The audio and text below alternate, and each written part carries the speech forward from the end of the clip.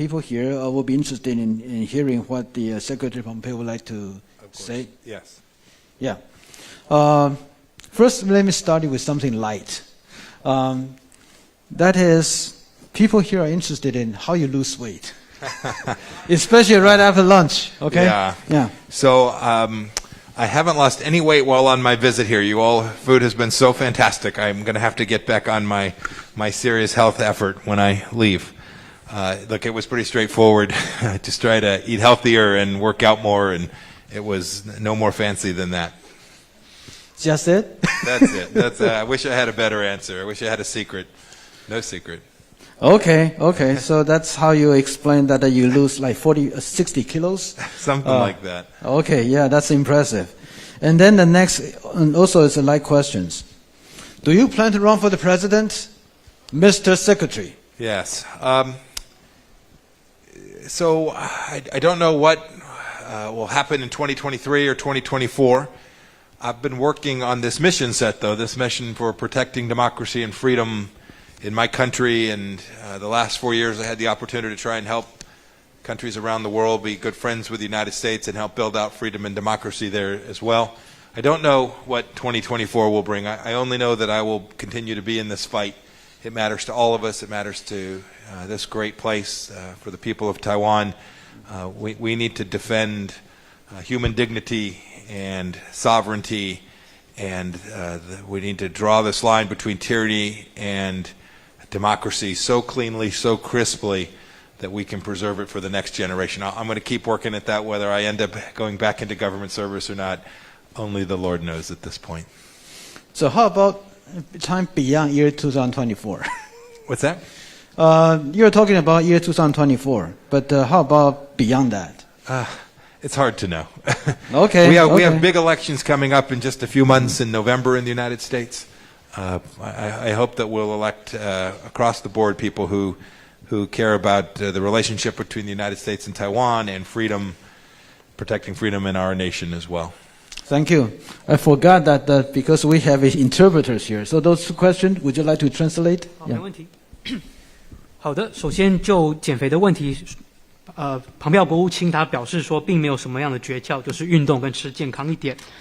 那再来就之后会不会选总统这件事情，基本上庞佩奥国务卿他表示说，他目前的使命就是要保护全球以及美国的民主，以及帮助许多其他志同道合的国家继续像同美国一样友好。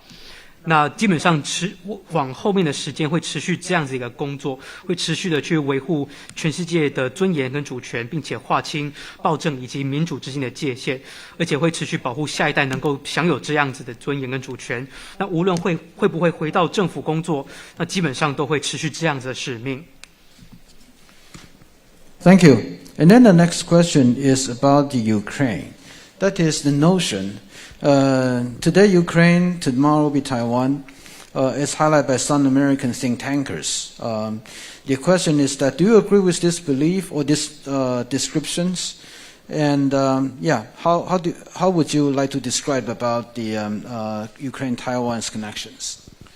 So there are certainly similar risks. Authoritarian regimes with great power who desire to use aggressive military force to bully around smaller nations. The world is replete with examples of this. We're seeing one take place in Ukraine today. It's absolutely tragic. I'm praying for the people of Ukraine, and we're all watching the people of Ukraine do amazing work to defend their own country in ways that I think many did not expect. As for the connectivity between that and the risk that Xi Jinping might consider the same kind of thing with respect to Taiwan, Xi Jinping's intentions are deep, and his agenda is global and hegemonic. There's no doubt about that. But Taiwan presents a democracy that has great friends around the world and great friends in the region. And I am convinced that there are a number of ways in which Xi Jinping is watching what's happening to Vladimir Putin, to the Russian military inside of Ukraine today, that must be giving him great pause for having met with Vladimir Putin just several weeks ago and said that their relationship was unlimited. The Chinese people that are trapped inside of Ukraine regret that statement. The good people of Russia, who know that their leader is destroying human life in ways that are random and evil and depraved. I think there are many Russian people who can see that this isn't the right direction. It's not what they want for their country either. I think every leader has to confront the fact that the world is watching what takes place in ways that in previous conflicts the world couldn't see. And each and every day you're watching the world unite in ways that I think are important and fundamental. I pray only this. We weren't able to deter Vladimir Putin from doing what he did in Ukraine, from crossing this line, from now launching countless weapon systems that could be aimed only at destroying morale and civilian life and aren't truly military targets. That is a failure to uphold a deterrence model that convinces folks like Putin that they ought not engage in this activity. I am convinced that if we all do the right thing, the United States, Taiwan, every country in Southeast Asia, Pacific Island nations, Australia, Japan, South Korea, if we all work together to build out a consistent understanding that we're going to draw the line, we're going to be prepared to fight for the things that matter most of us, that we can continue to keep military deterrence in place. And then finally, much of what Xi does to the world isn't military. Much of what he does is diplomatic, it is information warfare, it is economic warfare. We've all seen this. America's seen them, Xi Jinping and the Chinese Communist Party steal billions of dollars worth of technology and destroy countless jobs across the United States of America. We have to confront the Chinese Communist Party in every dimension of Xi's use of his power, because he is using every element of his power, his nation state's power, to try and undermine the Western way of life. Thank you. And yes? 那面对世界上许多的独裁政权呢，我们其实都看到非常类似的风险，就是独裁的强权正在欺负周边的国家。我们现在目睹的俄罗斯就是一个很好的例子。我们同时也看到说，其实乌克兰人民其实也都起身捍卫自己的国家。其实习近平他本身也正在看在眼里，正在观察俄罗斯接下来的动态。那一边观察，我们一边在台湾其实也要有信心，知道说我们周边有许多的朋友，在全世界有许多的朋友。那现在说，我们知道说，俄罗斯他们的民众其实也不见得认同他们的领导人的作为。可是我们其实在俄罗斯这边的贺阻的工作其实已经为时已晚。俄罗斯已经发动了攻势，已经摧毁了许多乌克兰的民生经济等等。但是我们身处在东亚太平洋地区，我们这几个国家其实都可以做好准备，能够进一步了解说独裁的政权对于外界的野心有多少。那这样子的话，只要能够充足的准备，就能够有效的吓阻。那接下来基本上，我们知道习近平除了在军事之外的力量，他也有许多情报、外交跟经济方面的力量，这些也都是我们包括美国跟台湾在内，其实都有目共睹的。像以美国来讲，他们也都切身的体会到中国是如何的去窃取他们的智慧财产跟情报。那习近平他基本上也运用了非常多他们国家的力量，正在破坏西方的民主生活方式。Thank you. So the next question is regarding some of the issues already discussed this morning. On the deterrence, I think the question goes like this. What lesson on deterrence should the United States take away from Russia's invasion of Ukraine? And how should they be applied to Taiwan's situation vis-a-vis China? Yeah, so could you like to elaborate on this? Well, one of the things that I talked about this morning was clarity. When a nation state's preparedness to defend itself is not demonstrable, when you can't see it, when you're not clear about the things that you're prepared to fight for, and you haven't been preparing for that for a while, bad guys begin to feel like they can move about the cabin and do precisely what you saw Vladimir Putin do. So while I'm pleased that the world has united, that I've watched what Taiwan has done for the people of Ukraine, it is noble, it is important. The world thanks you for your generosity to the Ukrainian people. We weren't able to provide this level of capstone deterrence, which would have prevented Vladimir Putin from doing precisely what he did. I think that is a lesson for all of us. This morning I made the simple declarative statement that we should just acknowledge the reality that the Republic of China Taiwan deserves to have its sovereignty, its diplomatic sovereignty, its economic sovereignty, its political sovereignty, that the United States ought to recognize that as fundamentally consistent with who we are as a nation and where Taiwan places itself in the world. I think it's those kinds of things, that clarity, that recognition, that recognition of the simple truths, the things we all know, but sometimes we're just a little worried that even saying so might provoke a bad guy. I think we've realized that the most provocative thing one can do is fail to demonstrate resolve. I think when the world sees alliances frayed, or they hear disinformation from the CCP or from Russia that says that the West, those of us who value democracy and freedom, that our nations are in decline, I think when they hear those repeated and we aren't resolved to demonstrate that those are fundamentally untrue, that authoritarian regimes feel more free to undertake precisely the kind of adventurism that's killing Ukrainians today. We can't let that happen. It is too sacred a duty to do better than that. We have the capacity to do it.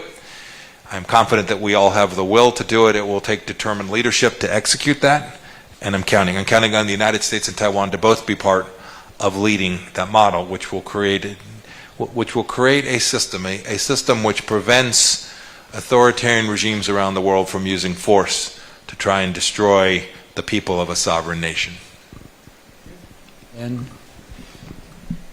就像早上说过的一样，所谓清晰的明确态度其实非常的重要，态度要明确，我们的准备要明确，才能够有效吓阻。那现在我们看到乌克兰的情势之下，其实许多的国家也都团结在一起。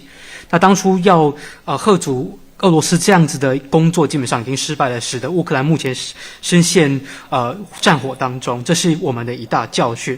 那其实早上的演讲当中，国务卿也有提到，必须要认清楚中华民国台湾的主权事实，这是美国必须要认清的事实，就是因要认清这样的事实，才能够做到所谓的清晰又明确。有些人可能会疑惑说，这样子的一个说法跟做法是不是会挑衅到其他的强权？但是其实国务卿认为，真正会挑衅强权的，就是缺乏决心的展现。一旦没有展现决心，才会让这些强权觉得有机可乘。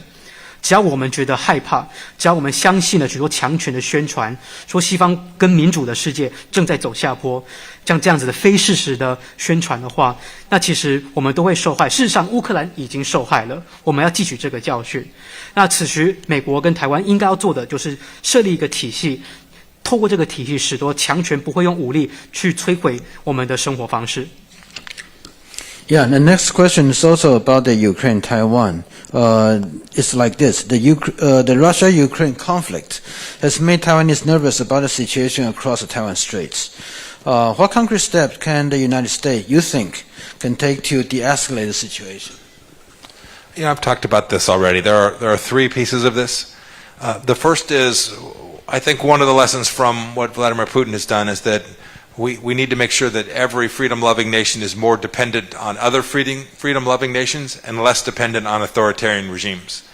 I mean that economically, and I mean that diplomatically. We saw what happens when European countries are dependent on Russian gas. It is something that we tried in our 4 years to convince Europeans to walk away from, right? Finishing a pipeline that made Germany even more reliant on Russian gas created enormous risk that in the moment there would have to be a pause because this was going to have an enormous impact on the German people.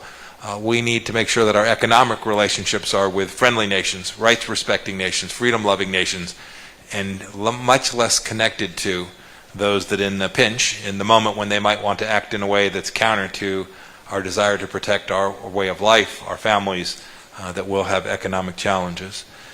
Second, we need to make sure that our military and diplomatic relationships are at the level that they deserve. And I spoke to that some this morning, so I'll just leave it there for now.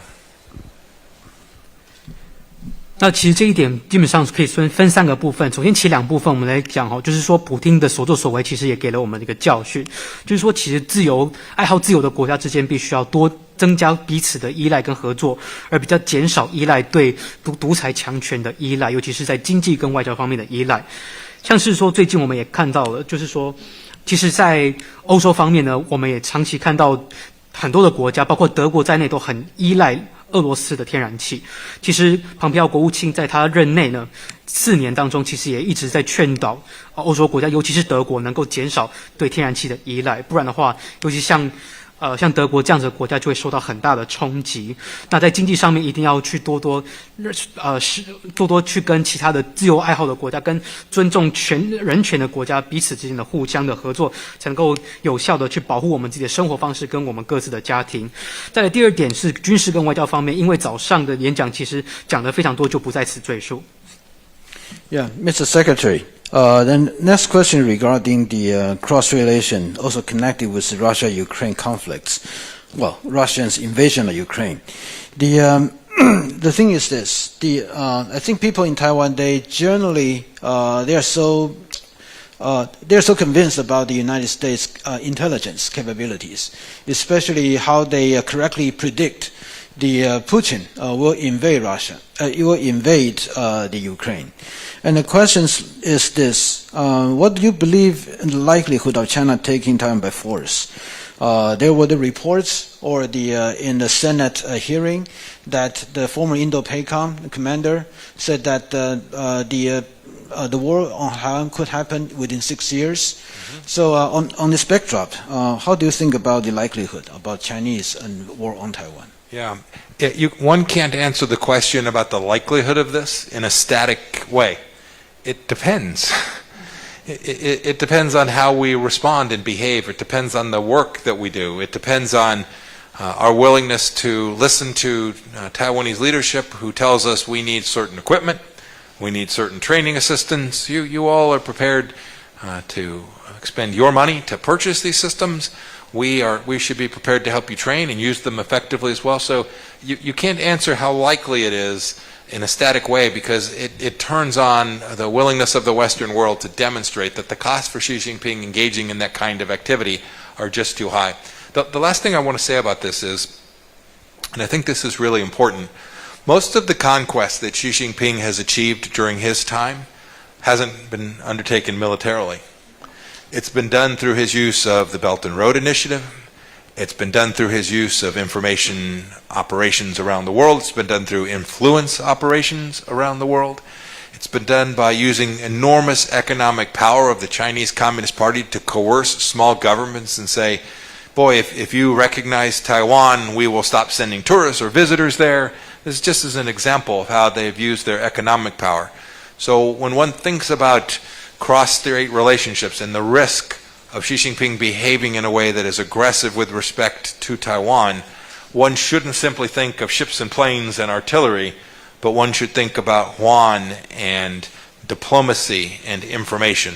Those are the spaces, cyberspace, information space, all of the places which, as sure as I'm sitting here today, Xi Jinping is thinking about trying to exert influence here in Taiwan each and every day, and trying his best to do it. And we have to make sure that we are equally resolved in preventing this from taking place.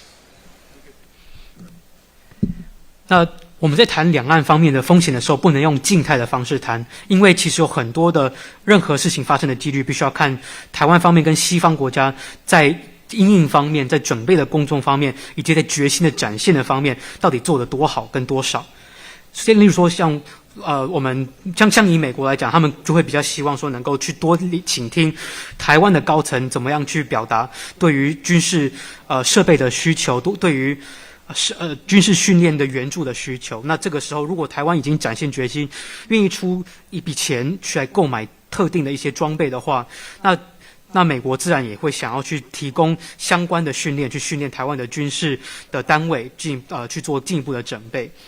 那所以这个时候一定要去展现说，如果中国在台海这边如果掀起战端的话，其实对习近平来讲代价是非常的高的。这边的一大重点就是说，我们也必须要认识到，除了战争这个议题的框架之外，因为这个框架是军事的，所以呢，我们要进一步了解到，其实习近平从他上任到现在以来，他对于周边的一些征服的许多的情势，并不是军事方面的征服，而是运用他们的情报、他们的经济的力量、他们的网络论述的力量，想办法去影响非常多的小国跟周边的社会。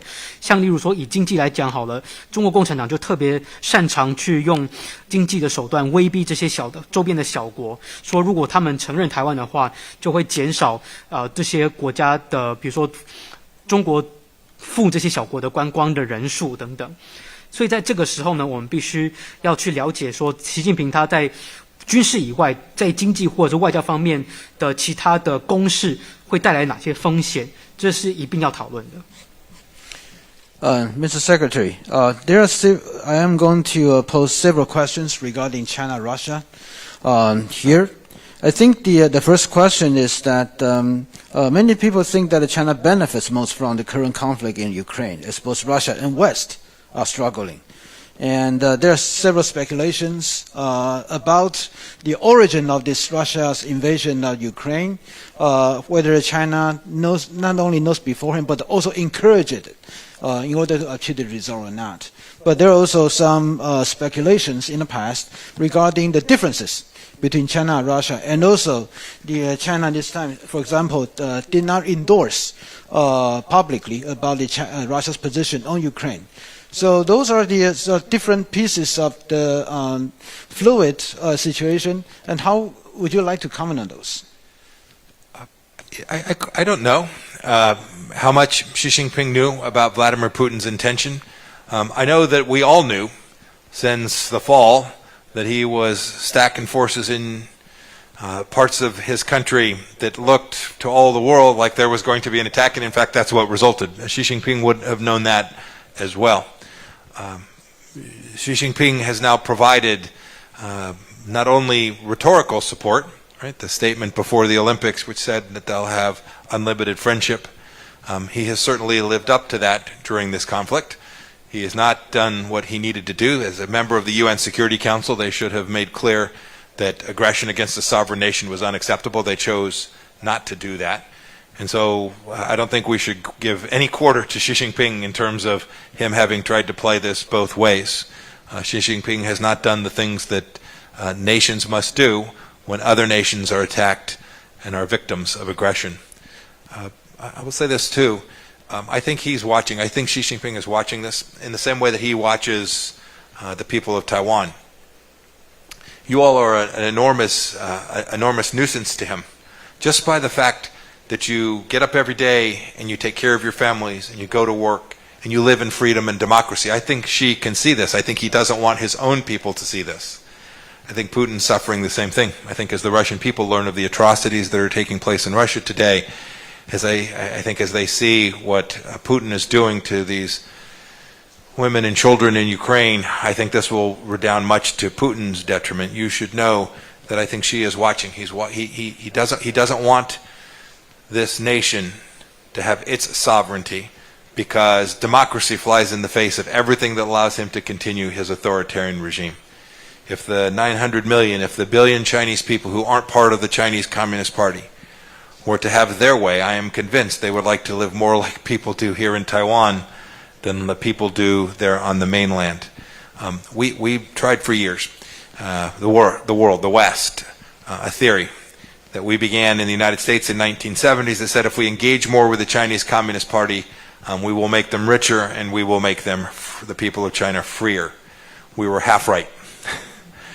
That engagement made them incredibly wealthy, much richer than they were. It didn't make them 1 ounce freer.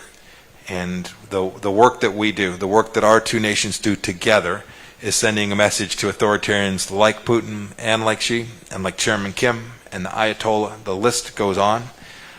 It's sending a message that those nations who believe in freedom and human dignity are prepared to defend that in ways that I think for an awfully long time we all had taken for granted. I think we are now, there's a level of resolve today in the world, and I pray that it is not ephemeral, that it is permanent and prepared, and we will work in every dimension to make sure we defend the things that matter most to each and every one of us. 习近平到底知不知道普丁的意图，其实我们很难说，但是至少我们从去年秋季看起来，从俄军的部署方面，我们就看出一些迹象了。其实像迹象这件事情，习近平当然应该也是心里知道的。那习近平他其实也针对俄罗斯提供了口头上面、语言方面的支持，尤其是在奥运期间，习近平也声音说过，中俄之间的合作是没有任何的限制的。而且再加上中国在作为联合国安理会的成员，其实就俄罗斯侵略乌克兰这件事情也投了弃权票，等于是没有尽联合国安理会成员的一个义务，那个义务就是要保护其他的主权国家不被另一个国家所侵犯。那其实习近平看待台湾人也是这样的，就是当台湾人每天都过着自由自在的生活的时候，其实习近平对此也不乐见。那当然，其实俄罗斯他们习近平他其实也是看着普丁他的军队正在侵犯着乌克兰男女老幼的这些生活。但是我们都知道一件事情，就是对独裁者来讲，民主的生活方式其实就是在阻挠着这些独裁者的所作所为。好，那接下来就是说，当初在美国比如说跟中国共产党的政权在进行交往的时候，其实当初美国方面的意图就是说，希望说透过让中国能够，如果随着中国变得更加的有钱的话，或许中国也会更加的自由。其实当初的想法也只对了一半，那一半就是中国的确变得非常的有钱，但是一丁点的民主跟自由都没有。所以这个时候，无论是台湾跟美国，我们所做的事情，就是要向这些独裁者，不只是习近平、普丁，还有所有的其他的独裁者，向他们宣誓，就是所有支持自由、支持人民尊严的国家，基本上不但能够展现决心，而且这个决心是永久的。All right. The next question also related with the Russia, China, and the connection with Taiwan. Due to the previous questions, which sort of had the assumption about what Chinese acknowledgement about the Russia's invasions, then people started to wonder Russia's role in, for example, should the war on Taiwan by China happen. So how do you perceive the Russia's possible role, especially in the light of the current invasions? And in the past, did the United States ever thought about the Russia's possible involvement or role in Chinese war against Taiwan? Oh, sure. No, we've long known that Chinese military and the Russian military have worked on problem sets together. So this piece isn't new. There's lots of places that the Russians are careful. They have known for a long time that because their economy is relatively small, that in that partnership between Russia and China, they'll be the junior partner in that. But Russia has a very highly capable engineering workforce. They have a very highly capable military. And so we've always known that there was some risk that the Russians would provide weapon systems to China as well. But more importantly, what you can see, I think, happening today is as the world is restricting Russia's capacity to trade in the ruble, to trade energy products, to move through the financial systems, its central bank, the gateway, the thing that provides the oxygen for the Russian economy is the yuan in China. It looks like they're going to build a big pipeline. It looks like they're going to build a big energy pipeline, a real physical pipeline. It looks like they're also going to build a massive financial pipeline, where it could well be that Xi Jinping provides the economic fuel that allows Vladimir Putin to continue this mission. I hope that Xi Jinping will see that is not the right path forward, that he will himself fall afoul of these sanctions regimes. We worked on this problem set an awful lot during our 4 years. I saw it firsthand when sanctions are put in place by Western countries. I think it will make it more difficult than Xi understands for him to actually conduct these transactions with the Russians. And I hope that the world will make very clear to Xi Jinping that if he runs afoul of one of these, that it could be Chinese banks that are next, it could be Chinese financial institutions more broadly that are next, and this will convince China to deny that oxygen, deny that fuel for Vladimir Putin to have the resources to continue his campaign. That has deep ramifications for how Russia might participate were it the case that Xi Jinping ever decided to make an aggressive military action in Asia. 其实中国跟俄罗斯之间的军事合作也是行之有年哦，只是说俄罗斯在经济规模上相对比中国小，但是俄罗斯它的利多呢，就是他们的攻城的能力比较强，所以在中俄的军事合作之间，比较是俄方会向中方提供相关的军事的系统啊或科技等等。那现在我们全球因应俄罗斯的侵略主要是在限制俄罗斯对外贸易的能力，像是他们的金流跟货流等等，尤其是俄罗斯卢布的交易的这个能力。所以眼看全世界俄罗斯能够求援的对象似乎只剩下中国了。那的确中国跟俄罗斯之间有比较蛮大规模的天然气管那习近平很有可能也会向俄罗斯提供经济援助。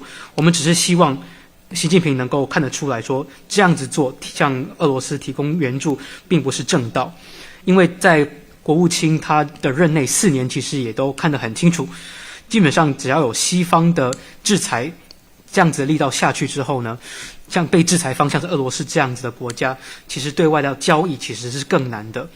那如果习近平还是执意要这样子进行交易的话，那很有可能下一个被制裁的对象就是中国的银行以及金融体系了。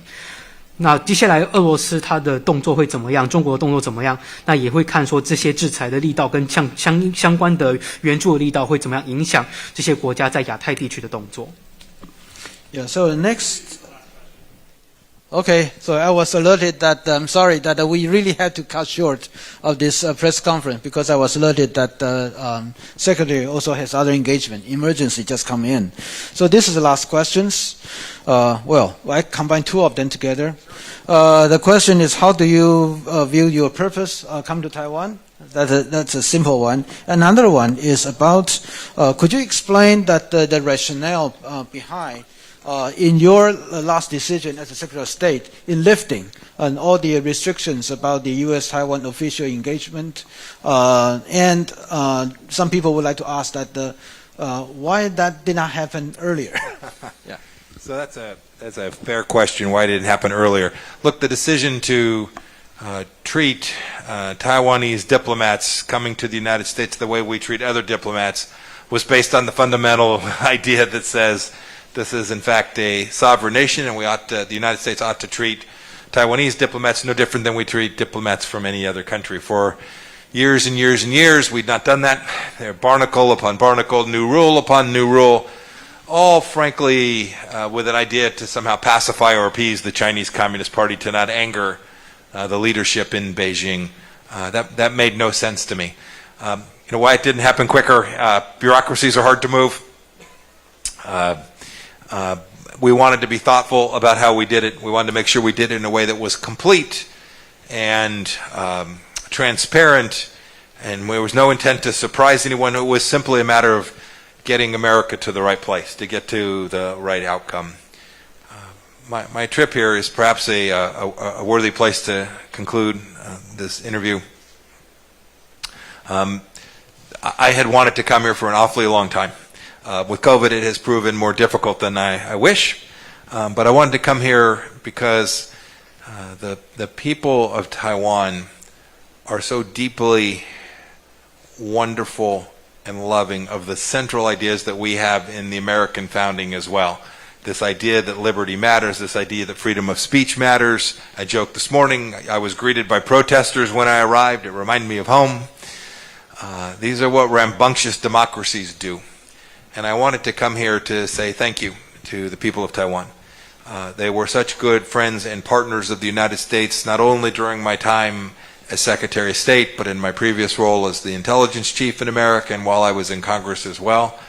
I watched our economies grow alongside of each other. I watched our trade relationships expand, and I knew that mattered. It mattered to places like my home city of Wichita, Kansas, and it mattered to people all across the United States. And so I very much wanted to come here to be able to see firsthand this great place that I'd never had the chance to see, but to also thank the people here in Taiwan for all that you do to protect freedom for yourselves and for those of us around the world who care deeply to make sure that as many people as possible in the world get a chance to live in this way. Thank you. Yeah, please. 当初会决定去解除台湾外交的限制哦，其实就是说，既然台湾作为主权国家，这个事实存在，那台湾跟其他国家就要一视同仁。那在这之前，所有的一层又一层的奇怪的限制，其实都只是要安抚北京的当局。那其实这样子做并不合理。那可是我们知道说，我们并不能说，一念之间转了，很多的规定就直接当场消散殆尽哦，因为我们知道说你要改变一个政策，很多时候你必须要通过非常多繁文缛节，还有很多的关卡，而且再加上我们其实在美国内部的政治，其实很多的事情都要面面俱到，也要透明公开。那至于为什么想来台湾，其实国务卿想来台湾已经想很久了，疫情又使得旅行更加的困难。那想要来，主要是因为台湾人其实我们所热爱的价值，像是什么热爱自由、热爱言论自由，甚至像我们还有很多跟自己意见不合的情况之下，还可以去抗议什么的。其实这一切也都是美国真爱的价值。那其实国务卿这一次来意也是要特别感谢台湾的人民因为台湾的人民，无论是在庞培奥担任国务卿的任内，甚至在这之前，庞培奥先生担任国会议员还有中情局的干部的时候，基本上台湾都一直是美国非常好的伙伴。那其实在从政这么久以来，国务卿他一直亲眼见证的台美之间的贸易关系一直升温，友谊一直的加深，这也是庞培奥特别想要来台湾感谢大家的地方。Okay, I think that concludes the press conference, and thank you very much. Yeah, first, thank you, and I really apologize for not being able to extend the time, but thank you. Yeah. Thank you so much. You're wonderful. Thank you, sir. Yeah. You go this way. So I have to apologize for this already shortened, but shortened again. Secretary has other engagement, just emergently just inserted in. So sorry for that, but thank you for your gracious, and you know that there's so many questions, even just read it through. Cannot really get all of them, but thank you. Yeah, 我们这边就结束了，谢谢。